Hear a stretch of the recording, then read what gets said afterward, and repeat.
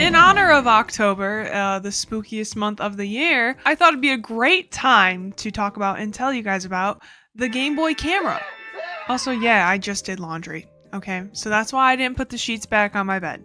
They're right there. Just pull it out of the dryer, fold them, put them on the bed, not like on the bed, you know what I mean? So that's an after I record video thing. I want to say like maybe just a few years ago I found out that the Game Boy camera did exist. And since I like didn't really know very much about this Game Boy camera, I thought, okay, yeah, maybe others didn't know about it either. Or, you know, maybe it was just putting up like Tony Snell numbers in terms of like units sold. But it did really well, honestly. It sold up to almost like 1 million. And just like looking at the Game Boy camera, you think, yeah, that's it. It's just a camera. You attach it in the Game Boy and that's all, right? Right? No, not at all. The interface and a lot of what is on the actual application is insanely creepy. What the fuck?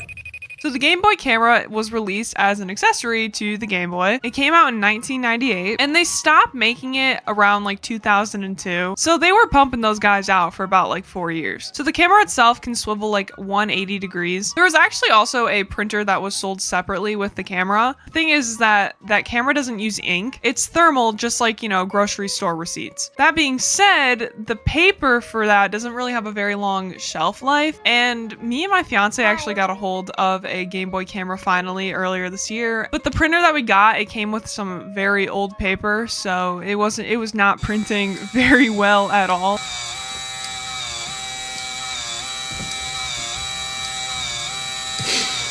The camera was actually compatible with like every Game Boy in the Game Boy line except the Game Boy Micro. And how I found out about this camera is that I actually saw a lot of like artists and like photographers do some really cool shit with it. It's actually really interesting too when you look into the development of this camera. It did not receive well inside of Nintendo. The creepiness of this game almost makes me think maybe this is why it didn't receive well within Nintendo at first. Maybe they're like, hey buddy, what the fuck is this?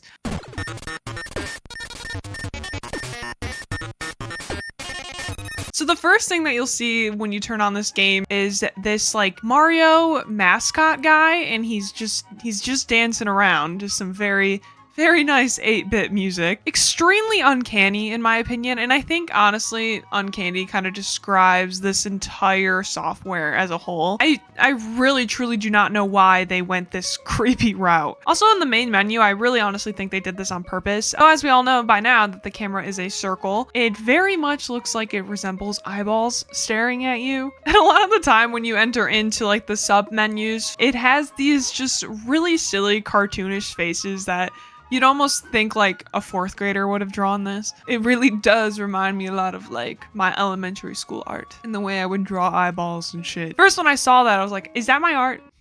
How did they get my art? Seriously. From when I was a child. So the mode I really want to talk about first is one called Run. And all it really had were these like Easter eggs in there of these faces.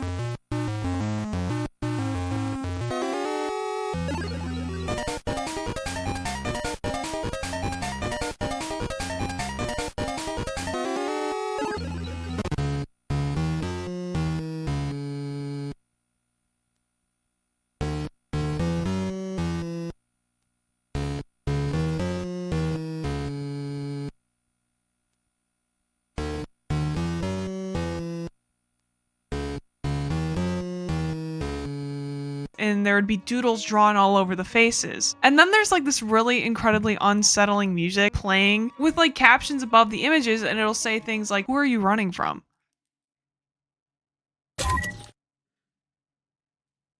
Like, damn, who am I running from? Me? Like I said, you may think, oh, this is it. It's just like a camera software, but there's actually mini games inside of this. Each one, you can't seem to escape that just really creepy feeling. So the first minigame is Space Fever 2, which is technically the sequel to the arcade game Space Fever that Nintendo made. But in this minigame, the player controls a spaceship which fires missiles at other ships, so it's very straightforward. Though there are 3 unique levels. And at the end of these levels, you have a boss fight. And the bosses...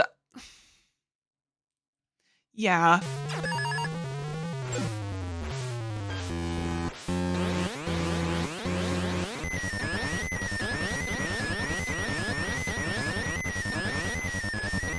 So the first boss is just this giant face and he has horns. I don't know who this guy is. And I like looked up to see like, who is this? Like whose face is that? But all I see is just like, yeah, this is just like an inside joke with developers.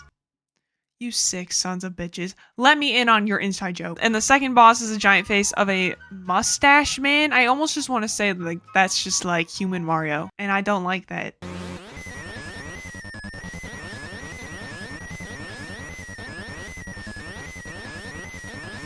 And the third boss is the face that you see throughout the game.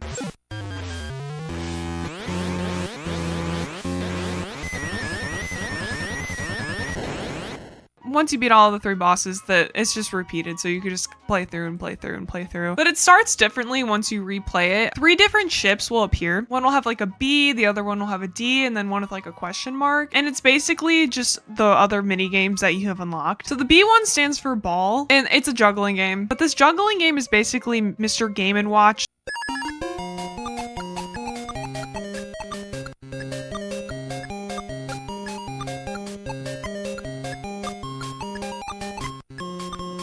So the D ship stands for DJ, and this is just an open-ended music video game.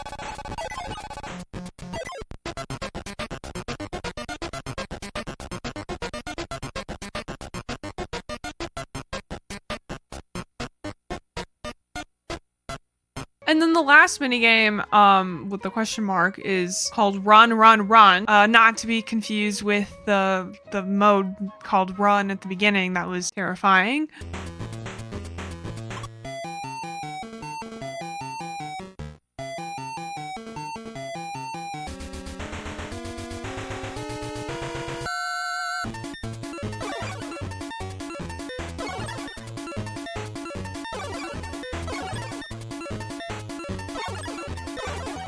It's attached to a cartoon body, and the player races against a mole and a bird. And then if you just clear that minigame under, I think it's like 20 seconds, you can unlock the credits for the game. And the credits is just, again, just these bodies dancing like they're in Fortnite. And I vibe with it. I think it's good.